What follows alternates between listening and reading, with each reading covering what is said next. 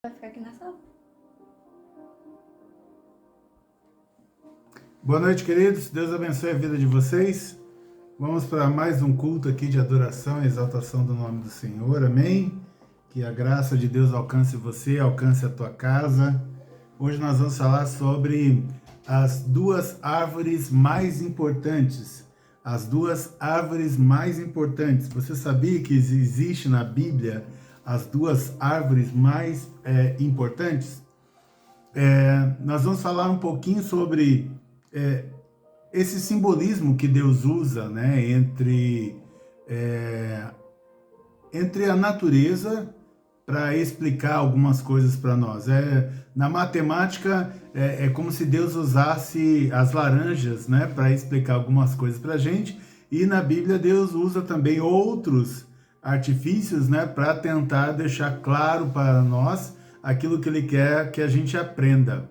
Amém? Então, que o Espírito Santo de Deus nos dê sabedoria, que o Espírito Santo de Deus fale no nosso coração, que o Espírito Santo de Deus mostre, revele a vontade dele para cada um de nós, e que você, em algum trecho, em algum momento, receba, que a gente chama de rema, receba de forma pessoal uma palavra direto do trono do Senhor para a tua vida. Amém? Então, nós vamos ter na Bíblia, falando aí das duas árvores mais importantes, nós vamos ter na Bíblia várias passagens fazendo essa analogia, usando o exemplo de árvores.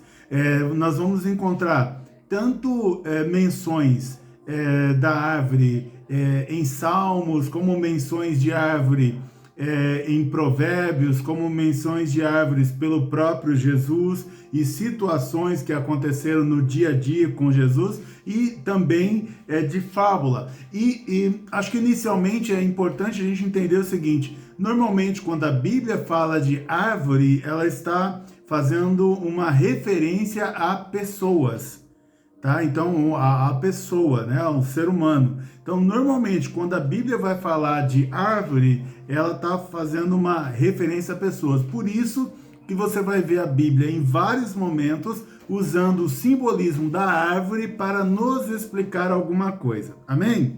Então, a Bíblia diz, por exemplo, lá em Daniel 4, citando apenas um versículo ali, que o rei Nabucodonosor, por exemplo, ele teve um sonho.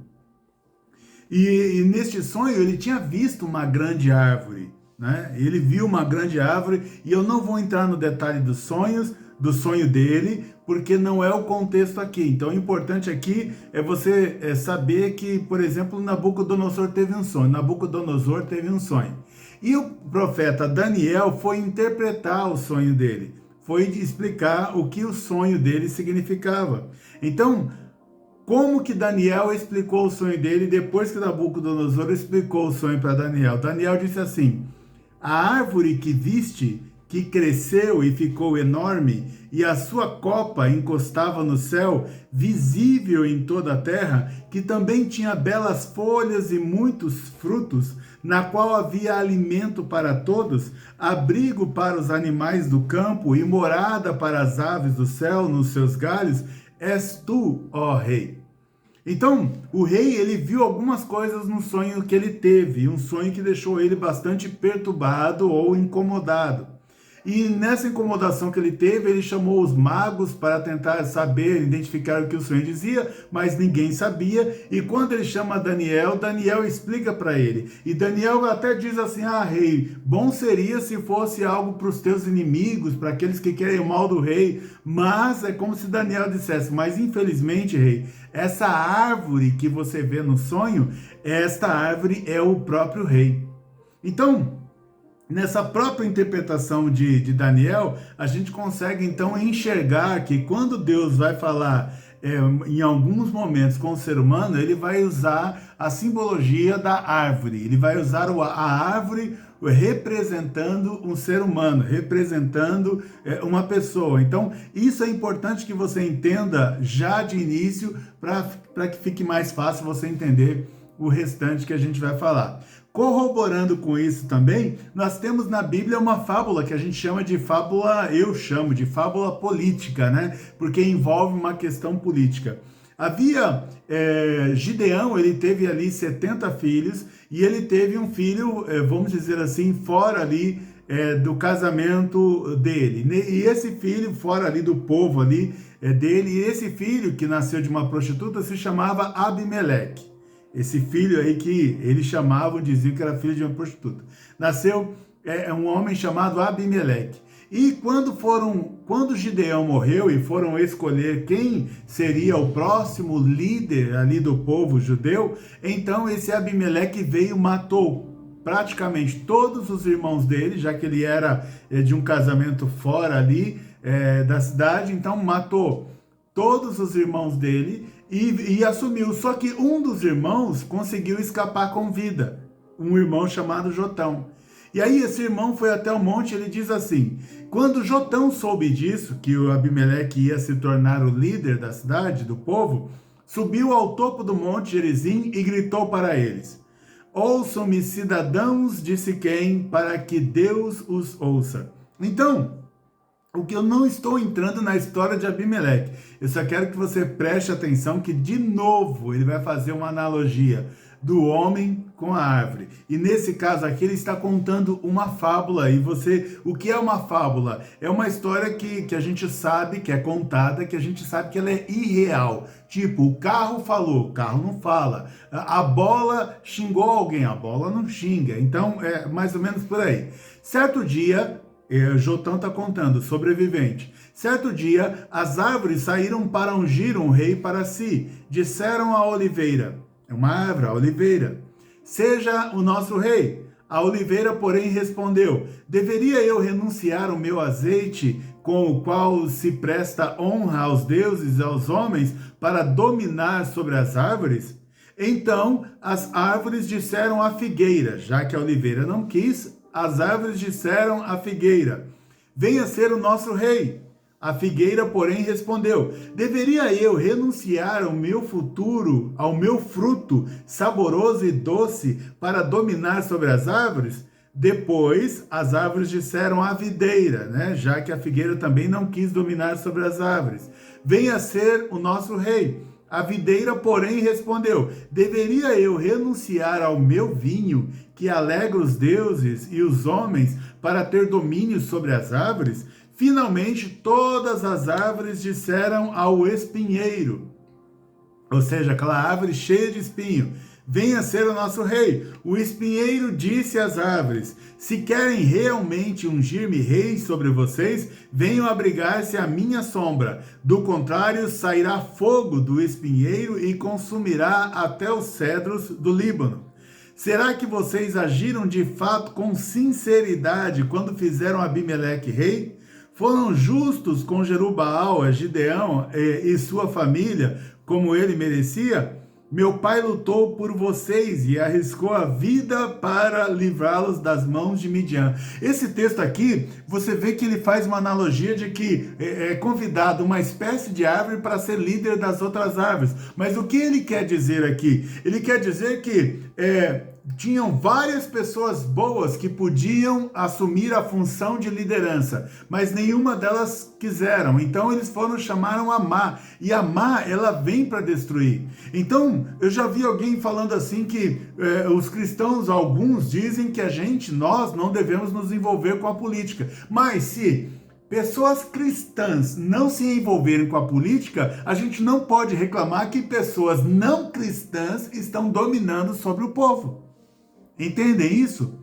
Então, é obrigação nossa, sim, de todo cristão se envolver com política, escolher os nossos vereadores, escolher os deputados estaduais, federais, escolherem os senadores, escolherem os prefeitos, escolher presidente, porque se a gente se nega a escolher, outras pessoas vão escolher por nós.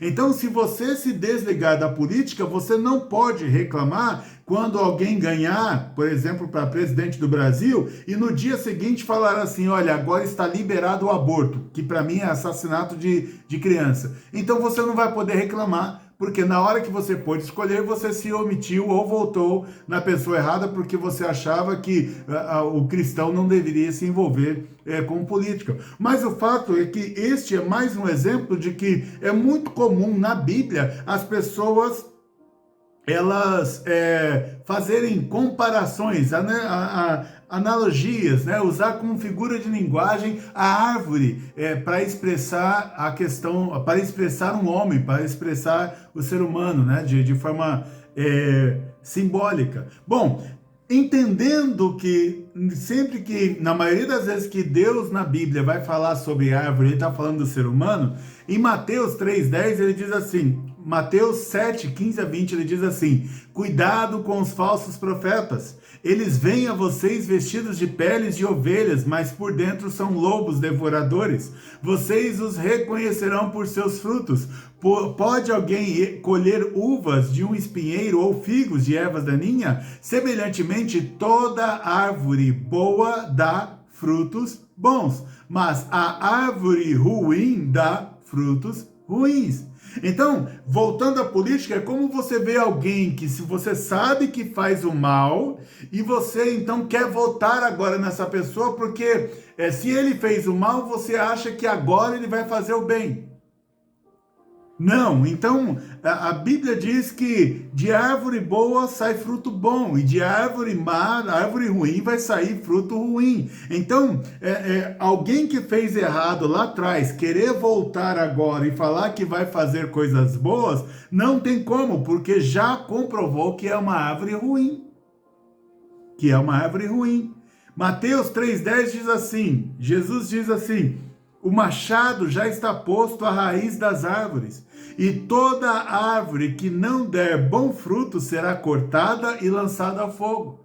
Se toda árvore faz analogia a um homem, a um ser humano, então a Bíblia está ensinando para a gente aqui que nós, os seres humanos, temos a obrigação de dar frutos. Ou seja, nós precisamos gerar na nossa vida, como diz a palavra, frutos de arrependimento, de justiça. É necessário que a gente, depois que se converte, depois que entregue a vida para Jesus, a gente precisa ter uma mudança interior. E essa mudança interior, ela precisa ser tão real, tão verdadeira, que você vai começar a exteriorizar essa mudança. E as pessoas começarão a ver que realmente você mudou. Quando as pessoas veem ações que você tem e que comprovam que verdadeiramente você mudou de vida por causa de Deus, por causa de Jesus, isso são os teus frutos. Então, se você antes era uma pessoa violenta, só falava com raiva, só falava com ódio, e hoje você fala com compaixão, de forma mansa, e você fala de forma amorosa, isto mostra para as pessoas que você agora está, ao invés de gerar o fruto de ódio e de raiva, você está gerando o fruto de amor, de compaixão, de mansidão. Então, conforme nós temos alterações, conforme nós conhecemos Jesus, é aguardado, é esperado que comportamentos dentro de nós que são malignos, que esses, com o tempo, eles começam a mudar. Então, como o João Batista lhe disse para os soldados da época, né? Se vocês roubam, então não roubem mais. Então, se antes a tua vida gerava o fruto do roubo, agora a tua vida gera o fruto da restituição. Então, a Bíblia diz que se nós caminhamos com Cristo, não começamos a dar bons frutos, ele diz que esta árvore é cortada. De novo, ele está falando que ele vai retirar um ser humano. Ele vai retirar o ser humano. A minha esposa mesmo hoje estava falando, estou lembrando aqui agora, a minha esposa mesmo hoje mesmo estava falando de um rapaz na Bíblia chamado que o nome dele é chamado que a Bíblia diz que Deus viu que ele era mau e o próprio Deus o matou.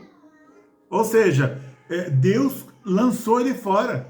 Toda árvore que não produz bons frutos é cortada e lançada ao fogo.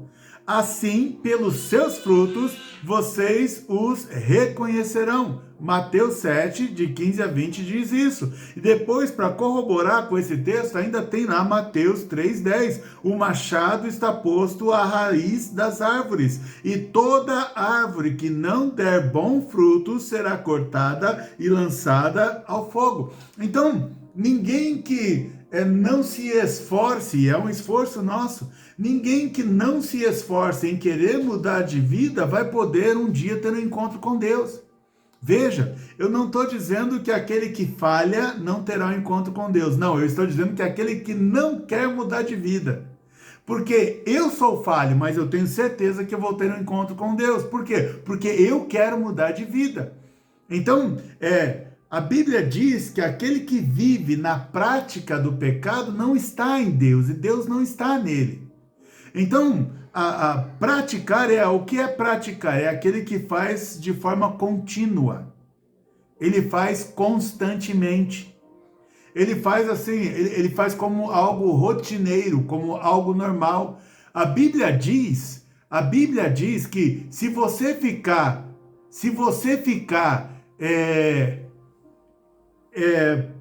fazendo todos os dias o mesmo pecado, significa então que você está na prática. E se estivermos na prática, não estamos em Deus.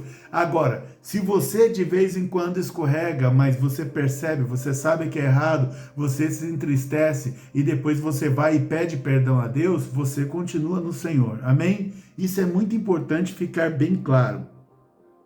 O Senhor, ele não vai salvar os que nunca falham. O Senhor vai salvar os arrependidos. Amém? Agora, se eu digo que estou arrependido, mas amanhã já está tudo certo para eu fazer a mesma coisa de novo, cometer o mesmo erro de novo, então nós temos aí algum problema. E isso, infelizmente, não vem do Senhor. E nessa analogia ainda de a árvore com o ser humano, com o homem, nós temos também lá em Marcos 11 a história também da figueira. No dia seguinte, que está lá Jesus andando, no dia seguinte, quando estavam saindo de Betânia, Jesus teve fome. Vendo à distância uma figueira com folhas, foi ver se encontraria nela algum fruto. Aproximando-se dela, nada encontrou, a não ser folhas, porque não era tempo de figos. Então lhe disse: ninguém mais coma de seu fruto. E os seus discípulos ouviram-no dizer isso. De manhã, ao passarem, viram a figueira seca desde as raízes. Lembrando-se, Pedro disse a Jesus: Mestre, vê, a figueira que amaldiçoaste secou. Então, de novo, o Senhor não diz que a árvore que não der fruto, ele corta, é o ser humano que não mostra, que não tem demonstração de transformação de vida, ele não será encontrado nos céus com Deus, ele não verá a Deus face a face. A Bíblia está dizendo aqui que Deus, quando ele encontrou, ele viu uma figueira e viu aquela figueira toda florida, cheia de flores, ele falou: se está florida, se está cheia de folhas, então é porque tem fruto. E ele foi até ela e depois viu que era só aparência. Então, ninguém que viva de aparência terá um encontro com Deus. A mudança, ela precisa ser verdadeira dentro de nós, a ponto de que, se eu faço algo que eu não quero, isso gera uma tristeza profunda em mim, e às vezes eu até choro por causa disso, porque eu não queria ter feito aquilo. Isso mostra o quê? Que eu tenho um coração quebrantado e que eu não quero mais estar na prática do pecado. Aquele que está no Senhor, como diz a palavra, ele não vive pecando, não vive pecando. Então a Bíblia vai ensinar para a gente aqui, no caso da figueira, de que Deus também não vai salvar as pessoas que vivem de aparência. Então não importa para Deus quem você pensa que eu sou. O que importa para Deus é quem eu sou para Ele. É quem eu sou para Ele. As pessoas podem me achar a pessoa mais fantástica da face da terra. E Deus olhar para mim e falar assim: Max, você não aprende. Você não aprende. Eu falo com você, tento te ensinar, tento te explicar. Você não aprende. É impressionante. E aí, mas para quem olha de fora e não me conhece, talvez, mais intimamente, vai falar assim: nossa, ele é fantástico. Entendeu? O que mais vale não é o que as pessoas dizem sobre mim, é o que Deus diz sobre mim. E aí que serve para você também não ficar aí chateado com o que os outros falam sobre você. Você é que precisa estar em paz em relação a Deus com aquilo que Deus diz sobre você. Você precisa confiar e crer que Deus ama você. E Deus ama você do jeito que é, não do jeito que as pessoas dizem que você é. E isso é muito relevante porque muitas vezes nós passamos a nossa vida inteira tentando provar para as pessoas que nós somos alguém, e Deus nunca pediu para a gente provar nada a ninguém. E se você quer ser alguém íntegro, alguém digno, se você quer ser alguém de bom caráter, alguém, na nossa analogia aqui, de bom fruto, que você seja para Deus. As pessoas, elas têm a tendência de explorarem os seus erros, não os seus acertos. Elas têm o talento de criticarem quando você falha, mas dificilmente elogiam quando você acerta. Agora, Deus não. Então, um dos maiores erros que nós cometemos na nossa vida é viver para agradar pessoas. Se a gente vive para agradar pessoas, com certeza em algum momento a gente vai desagradar a Deus. Por quê? Quando a gente fala de pessoas agradar, quando a gente quer que todo mundo nos ame, dificilmente a gente vai criticar aquilo que precisa ser criticado. Né? Se você diz, a pessoa está indo no caminho, você diz para ela não fazer aquilo, porque aquilo pode ter uma consequência ruim, você está criticando o que ela está fazendo, mas você está criticando com amor. Você está dizendo para ela que se ela seguir nessa direção, o resultado vai ser ruim. Então, se você quer agradar todo mundo, a pessoa está dizendo assim, eu vou lá, vou pular do penhasco, dizem que é super legal, e você fala, vai lá, porque você nunca quer dizer não para ninguém. Você nunca quer desagradar ninguém. Você quer ser a pessoa do sim, você quer dizer sim para tudo. Mesmo que você está saindo no prejuízo, mesmo que você está prejudicando a vida da pessoa, você continua falando, dando tapinha nas costas. Pessoas que constantemente dão tapinha nas nossas costas, essas pessoas não nos ajudam a crescer. Amigos verdadeiros, eles contam a verdade pra gente. Eles dizem, cara, não ficou legal. Cara, não foi bom o que você falou. Não foi bom o que você fez. Essas pessoas, elas realmente querem seu crescimento. E pode ser que quando você, mesmo que com amor, disser para alguém não, pode ser que essa pessoa vá se afastar de você. Se essa pessoa se afastar de você, você não pode se incomodar. Você tem que continuar firme, porque Deus não vai se afastar de você e Deus sabe que você agiu corretamente. Amém? Então, a figueira, ela simboliza, entre várias coisas, aquela pessoa que parece que está arrebentando a boca do balão, parece que é uma pessoa maravilhosa, mas são só folhas. É só aparência. Ela tem a aparência de maravilhosa. Mas Deus sabe que quando Ele vem buscar, verificar se essa pessoa tem algum fruto, teve alguma mudança, alguma transformação, se ela gera alguma coisa por benefício do outro ou dela mesma, Ele percebe que não. A Bíblia diz também, agora vamos dar uma aliviada aqui, né? Vai ficar mais light, mas era só para você compreender que a árvore, ela é um símbolo tanto para as coisas boas, mas também para as coisas más. Ela serve tanto para Deus te orientar, te ensinar, te repreender. Então, e serve também para te abençoar. Um dos salmos que eu mais gosto na Bíblia é o Salmo 1. Eu gosto porque tinha um louvor, e esse louvor marcou bastante a minha vida, mas em uma versão aqui um pouco diferente, diz assim: como é feliz aquele que não segue o conselho dos ímpios, não imita a conduta dos pecadores, nem se assenta na roda dos zombadores. Ao contrário, sua satisfação está na lei do Senhor, e nessa lei medita dia e noite. É como árvore plantada a ribeiro de águas correntes, dá fruto no tempo certo, e suas folhas não murcham. tudo o que ele faz prospera. Aí a última parte diz, vou repetir, é como árvore plantada, vamos lá, é como árvore plantada à beira de águas correntes, dá fruto no tempo certo e suas folhas não murcham. Tudo o que ele faz prospera.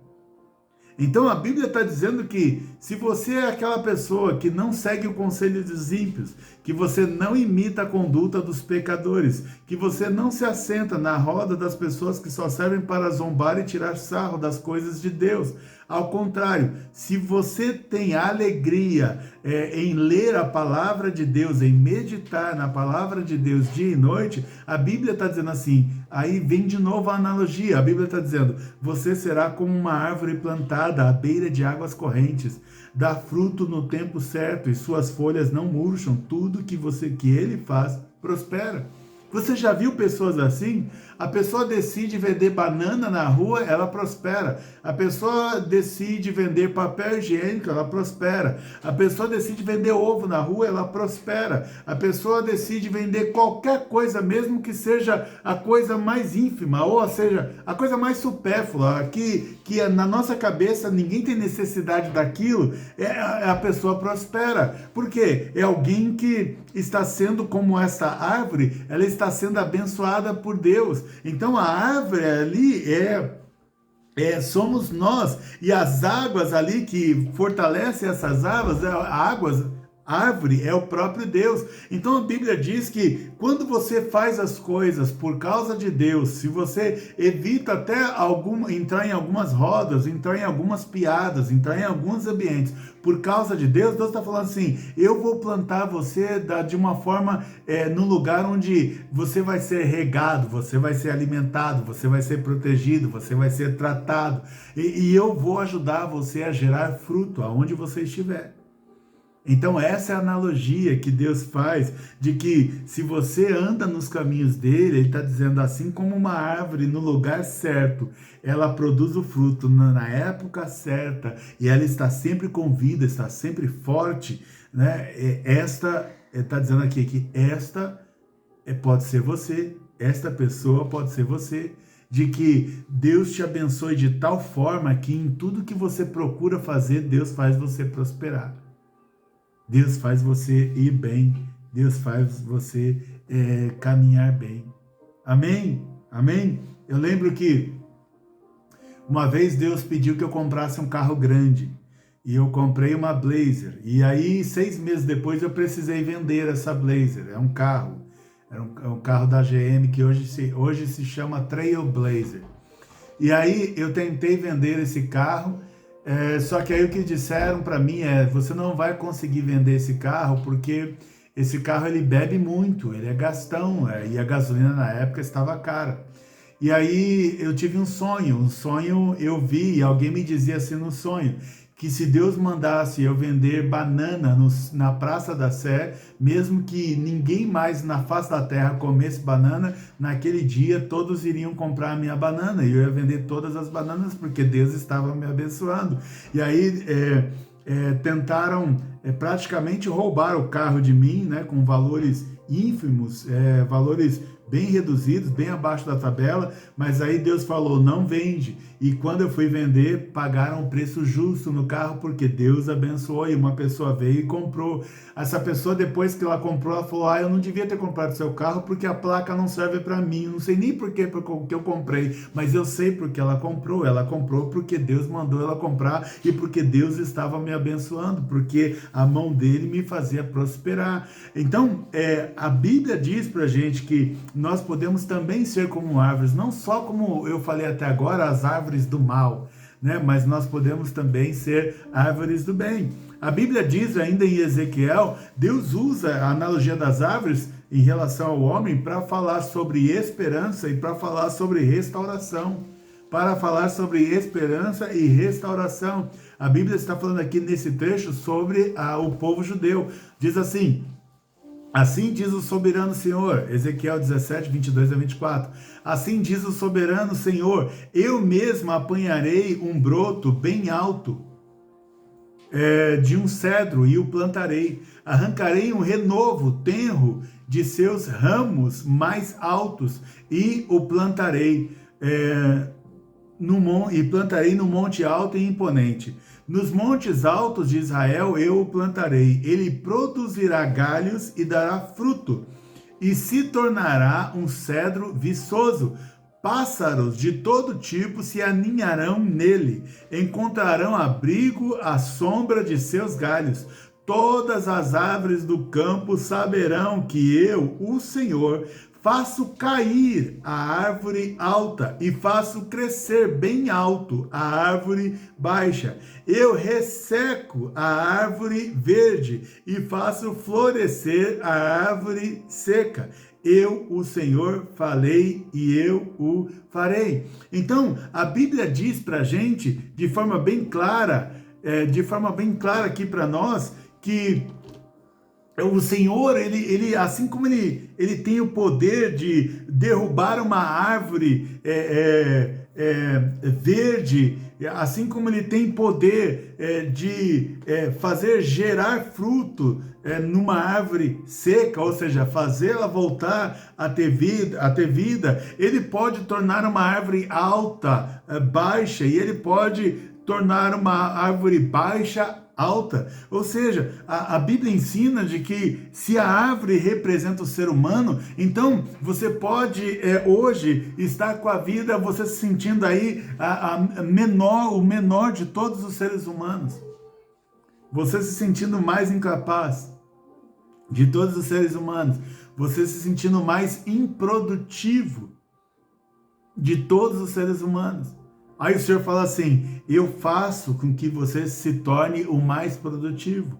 Você pode ser o menor, e o Senhor está dizendo assim: eu posso transformar e fazer você ser o maior, aonde você está, seja nos negócios, seja no trabalho, seja, sei lá, onde você tiver a necessidade de crescimento.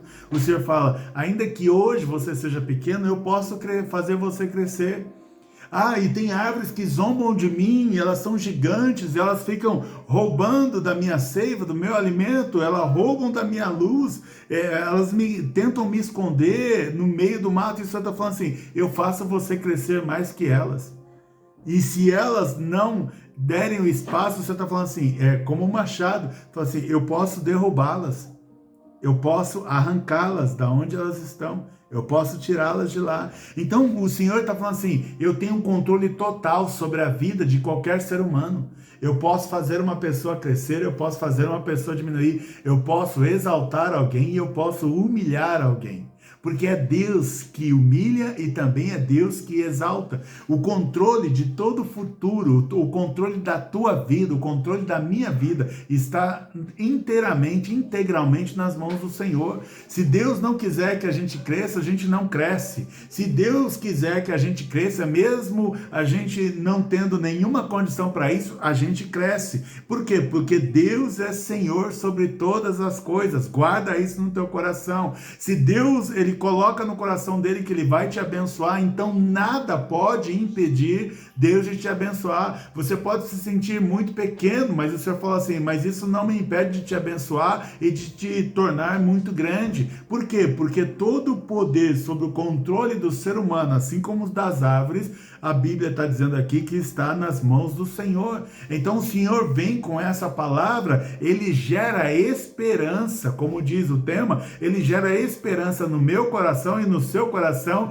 de que o que sou não quer dizer que é o final, de que até onde eu cheguei não quer dizer que acabou, de que as minhas limitações colocaram um muro na minha frente. Não, Deus, ele pode fazer o que ele quiser, com quem ele quiser, quando ele quiser, no momento que ele quiser, a hora que ele quiser. Ele pode transformar a nossa vida de forma radical, ele pode fazer a gente viver, conhecer, aprender aquilo que Deus tem para a nossa vida. Então, que você guarde esta palavra aqui no teu coração e que ela gere esperança em você, que ainda que você se sinta como uma árvore muito pequena, como alguém muito pequeno mesmo, você se sinta naquele sentimento assim de que tudo te assusta, de que tudo é grande demais. Então o Senhor está falando assim: mas eu faço você crescer. Sou eu que faço você prosperar. Sou eu que faço você dar fruto. Sou eu que faço você caminhar. Sou eu que faço você ir além das suas possibilidades. Sou eu que te levo além das possibilidades. E o Senhor está falando para você, isso para mim eu faço com as mãos nas costas. É o que Deus quer dizer para nós em vários lugares. O Senhor, Ele faz o que Ele quiser. Coloca quem Ele quer no lugar que Ele quer. Porque Ele é Deus fiel. Amém? Amém? A Bíblia diz ainda para a gente, que é bem interessante aqui, que nós somos então, na analogia da árvore, nós somos plantados aqui na terra com um objetivo. A Bíblia diz assim, lá em João capítulo 12, Jesus respondeu, chegou a hora de ser glorificado o Filho do Homem. Digo-lhes verdadeiramente que, se o grão de trigo não cair na terra e não morrer, continuará ele só, mas se morrer, dará muito fruto. Aquele que ama a sua vida a perderá, ao passo que aquele que odeia a sua vida neste mundo a conservará para a vida eterna. O Senhor está falando assim, que nós somos como uma semente que Ele planta na terra. E Ele está dizendo assim, para que você cresça, você precisa morrer. Não é morrer literal, não estou pedindo para ninguém se matar não, e nem não é para cometer suicídio. Esse aqui, morrer, é você deixar de fazer a sua própria vontade para passar a fazer a vontade de Deus, daquele que te criou. Aí ele diz assim que se você abrir mão de coisas que você deseja, só porque você agora entende que o que você deseja não bate com o que Deus deseja para você, então só o fato de você abrir mão disso, Deus está falando, então eu vou te abençoar. Eu vou fazer você prosperar. Eu vou fazer você gerar fruto. Eu vou fazer você crescer. Mas você precisa morrer. Ou seja, não vale mais a tua vontade. O que vale para a tua vida é a vontade de Deus. Se a tua vontade está de acordo com o que a Bíblia fala, a palavra de Deus fala, então siga em frente. Se a tua vontade está fora dos padrões que Deus estabelece na sua palavra, então você precisa interromper e você precisa parar. Você precisa crer que quando Deus pede para nós morrermos é porque Ele quer ter controle absoluto sobre a nossa vida. Ele quer que a gente também seja obediente a tudo que Ele nos ordena, a tudo aquilo que Ele nos pede. E de novo eu vou ler o finalzinho aqui. Aquele que, se você não morre, você quer fazer o que você quer, você vai ficar sem Deus, você vai ficar só. Porque quem não tem Deus está só.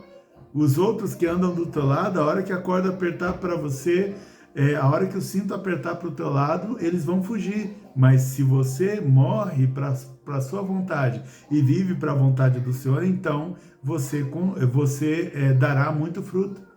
Se você não morrer, continuará ele só, mas se morrer, dará muito fruto. Aquele que ama a sua vida a perderá, ao passo que aquele que odeia a sua vida neste mundo a conservará para a vida eterna. Então, nós somos árvores plantadas pelo Senhor na terra. E se quisermos crescer e dar muito fruto, primeiro vamos ter que morrer. Aqui, Deus está falando da questão também do orgulho. Ou nós nos submetemos ao que Deus quer que façamos, ou o orgulho vai dominar sobre a nossa vida. Alguém brincou comigo falando da Madre Teresa de Calcutá, não lembro quem foi agora, mas eu sei que aí eu contei a história para essa pessoa e eu disse assim para ela, é uma história que dizem que é verídica, né? Eu devo ter lido em algum livro, que diz que um empresário foi visitar a Madre Teresa de Calcutá, se eu não me engano ela cuidava ali dos miseráveis, uma região miserável indiana, né? Dos bem pobres mesmo. E o empresário foi lá no ambiente que ela estava ali cuidando dos pobres e ele disse para ela assim, como que você aguenta tudo isso? Eu não aguentaria ficar aqui de jeito nenhum. E aí, para surpresa do empresário, quando ele disse isso, ela falou, eu também não. Ou seja, ela não estava ali porque ali é o lugar que ela escolheu para estar. Ela estava ali porque ali era o lugar que ela foi plantada para estar. Ela não estava ali porque aquilo trazia fama para ela, não, ela estava ali porque ela precisava ajudar aquelas pessoas. Ela nasceu para ajudar aquelas pessoas. Então, nós precisamos entender isso na nossa caminhada, que às vezes nós não estaremos numa situação que queremos estar, mas a questão é, estamos na situação que Deus quer que a gente esteja? Esse é o ponto.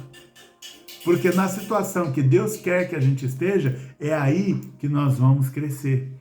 É aí que nós vamos crescer. Amém?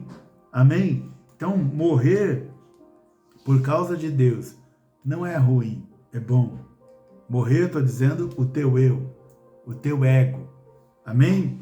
A Bíblia ainda diz assim, que, voltando, né, para a questão das árvores, a Bíblia diz para a gente o seguinte: eu sou a videira verdadeira e meu pai é o agricultor. Todo ramo que estando em mim não dá fruto, ele corta, e todo que dá fruto, ele poda, para que dê mais fruto ainda. Ou seja, quando Deus nos plantou aqui na terra, ele vem de vez em quando, ele corta algumas coisas. E o que ele corta? Ele corta aquilo que não vai produzir. Ele corta aquilo que não vai gerar fruto na nossa vida. Então ele está dizendo assim que, na questão, eu estou falando podar. De novo a questão do machado. Se eu não estou aqui para fazer a vontade do Pai, ele vai me cortar totalmente. E se eu faço a vontade do Pai, então ele ainda vem e ele ainda poda. Ele ainda tira aqueles galinhos que ele sabe que não vai produzir, que não vai ajudar, que só vai roubar a força, né, da planta, mas que não vai ajudar a produzir frutos. Então, ou seja, Deus trata. E o tratamento de Deus às vezes dói. Às vezes ele corta algumas coisinhas na nossa vida. Porque ele precisa cortar, porque são coisas que não vão nos ajudar. Vão nos atrapalhar. Ele diz assim, mas vocês, ele está falando dos discípulos de Jesus, vocês já estão limpos pela palavra que lhes tenho falado.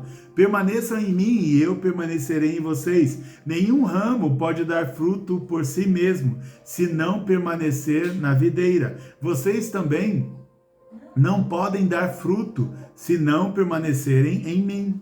Eu sou a videira, vocês são os ramos. Se alguém permanecer em mim e eu nele, esse dá muito fruto, pois sem mim vocês não podem fazer coisa alguma. Então o Senhor ainda está dizendo o seguinte, de que nós nascemos para dar frutos, nós nascemos para produzir algo. Você vai produzir algo, você tem que produzir algo, porque você nasceu para produzir algo. Só um minuto.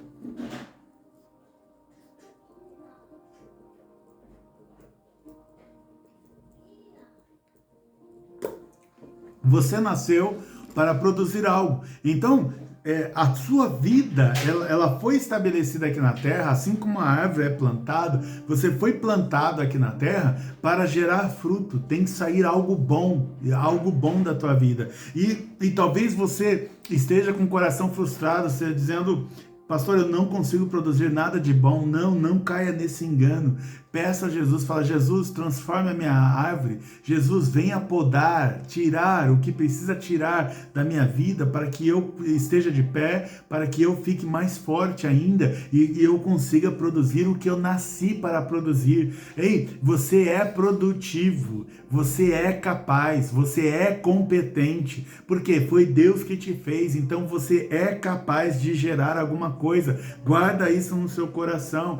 Para de se sentir tão menor, tão inferiorizado. Você é alguém especial, você é alguém importante para Deus, você é alguém que Deus colocou aqui na terra. Então você vai produzir, você nasceu para produzir, vai sair esse fruto que até hoje talvez você não tenha conseguido enxergar, ele vai sair porque Deus te produziu para isso. Peça socorro, peça ajuda a Deus, fala assim: a minha vida precisa ser mais útil, a minha vida precisa ser mais produtiva. Então pede a Deus para que você seja útil e para que você seja produtivo. E o Senhor está dizendo aqui nesse texto que você precisa estar ligado em Jesus, porque se você não estiver ligado em Jesus, você não vai conseguir produzir nada. Eu sou a videira, vocês são os ramos. Se alguém permanecer em mim e eu nele, esse dá muito fruto, mas pois sem mim vocês não podem fazer coisa alguma. Então talvez para gerar o que a gente quer gerar, vamos ter que nos aproximar um pouco mais de Deus,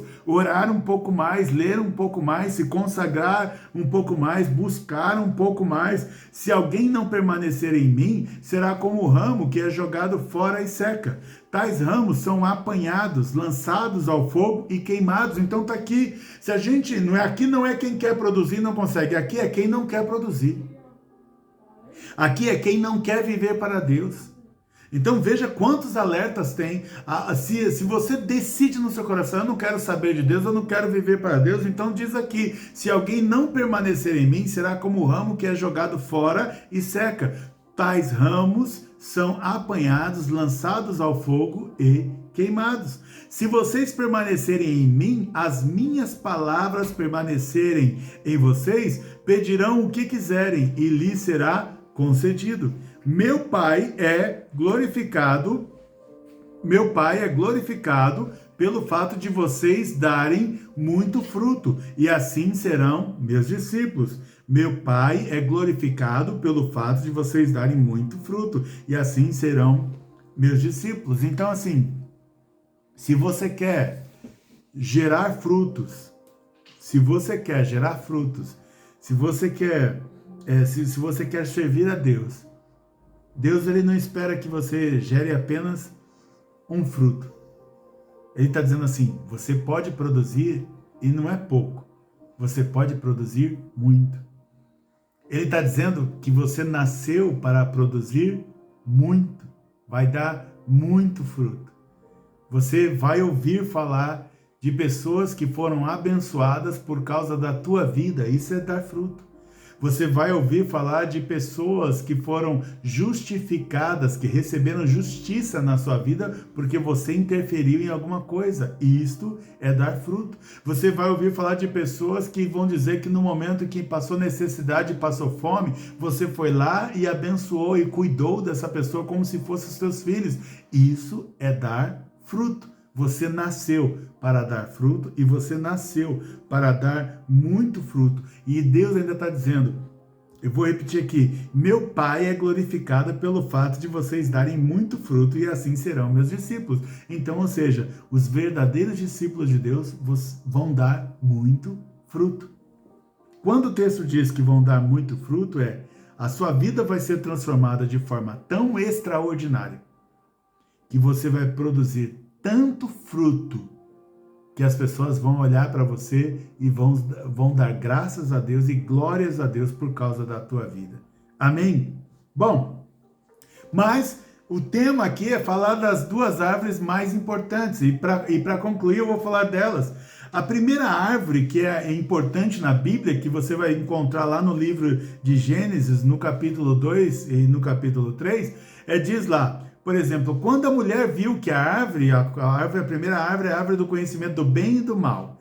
Quando a mulher viu que a árvore parecia agradável ao paladar, era atraente aos olhos e, além disso, desejável para dela se obter discernimento, tomou do seu fruto, comeu e o deu ao seu marido, que comeu também. Os olhos dos dois se abriram e perceberam que estavam nus. Então juntaram folhas de figueira para cobrir-se.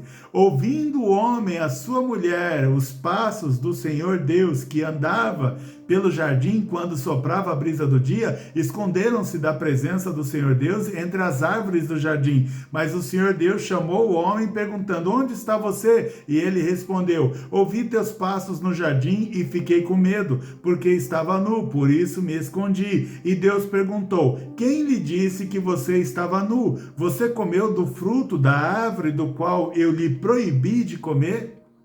Então, tem frutos, se a árvore aqui no símbolo de ser humanos, tem fruto que as pessoas produzem que nós não podemos nem chegar perto. Porque o que essas pessoas fazem, produzem morte. Que você não pode ficar debaixo dessa árvore. Você não pode se aproveitar do alimento que essas pessoas dão. Você deve fugir delas. Por quê? Porque o fruto que saem delas não vão te alimentar, ao contrário, vão matar você. São pessoas que te estimulam a fazer o que é errado, a cometer a injustiça, a olhar só para o próprio umbigo. Então, esse tipo de fruto você deve correr. Deus disse para Adão e Eva, olha, da árvore do conhecimento do bem e do mal, que é a primeira árvore aqui mais importante da Bíblia, vocês não devem comer. É por causa desta árvore e é por causa desse fruto que foi comido, que hoje eu e você estamos aí debaixo da condenação do pecado. Se não fosse Jesus Cristo morrer na cruz e nos salvar. Nós só temos a salvação hoje porque Jesus Cristo teve que morrer, derramar o próprio sangue na cruz para nos salvar. Caso contrário, estávamos debaixo da condenação. Então, glória a Deus que hoje nós temos Jesus para nos salvar e nos tirar da condenação do fruto de uma árvore que não era para a gente ter comido. Amém? Amém? Se a primeira árvore, então, das mais importantes, porque essa árvore mudou a história da humanidade. Mudou a história da humanidade. Deus teve que fazer um plano de salvação para a humanidade em Jesus Cristo, entregar à morte o seu próprio filho, porque alguém comeu o fruto da árvore que não deveria comer. Que não deveria comer.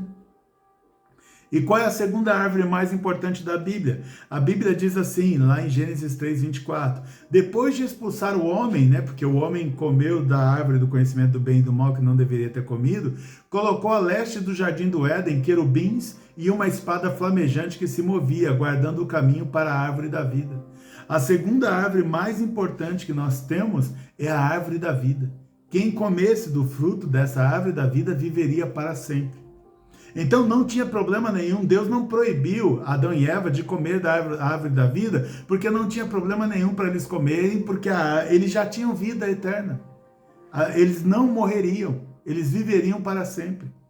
A morte só entrou no mundo, só começou a existir cemitério no mundo, porque a Eva foi e Adão comeram do fruto da árvore que não podia.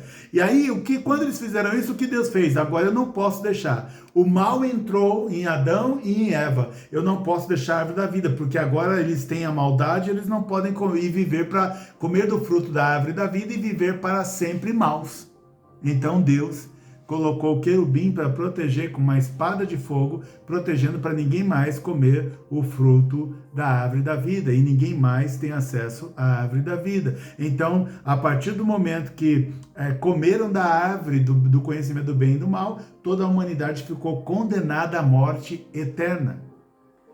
Agora, a árvore simboliza um homem, uma pessoa, e a árvore simboliza a pessoa de Jesus Cristo. Então Jesus Cristo hoje é a nossa árvore da vida. Aquele que tem Jesus Cristo no seu coração, que tem Jesus Cristo como Senhor, que tem Jesus Cristo como seu Deus, esse tem a vida eterna, assim como lá naquela época existia a árvore da vida. Hoje não tem mais um lugar que você possa ir lá e comer do fruto para ser salvo, a não ser Jesus Cristo, nosso Senhor e Salvador. Então, Deus não vai deixar que o homem mau tenha vida eterna. Deus não vai deixar que o homem mau tenha vida eterna. Mas Jesus agora, ele é a árvore da vida para salvar todo homem, bom ou mau, que se arrependeu dos seus pecados e não pratica mais. E que Deus abençoe a tua vida com essa palavra. Só reforçando para você guardar as duas árvores mais importantes da criação humana. A árvore do conhecimento do bem e do mal e a árvore da vida. Amém? Indo rapidamente aqui por causa do horário para os pedidos de orações. Sandra Nascimento, proteção à família, Thaisa, Tássia, Luana, Maia, Malu, Roberto e Helena, libertação de vista da Thaisa, saúde do senhor Edenilton, que está na UTI, sofreu um acidente de bicicleta. Ailton e Luana, vida espiritual e nova porta de negócio. Elane, vida espiritual, saúde, vida profissional, mãe Palmira e irmã Josefa. Eduardo e Grace, pelo casamento, Alessandro, pela mãe Isabel, sobrinha operada, Daisy, e pela família. Laura Carvalho, vida profissional, sentimental, financeira, agradece pela mudança da vida do irmão Timóteo. Carlos Wagner, Iago, cura e libertação. Yasmin, por cura de ansiedade.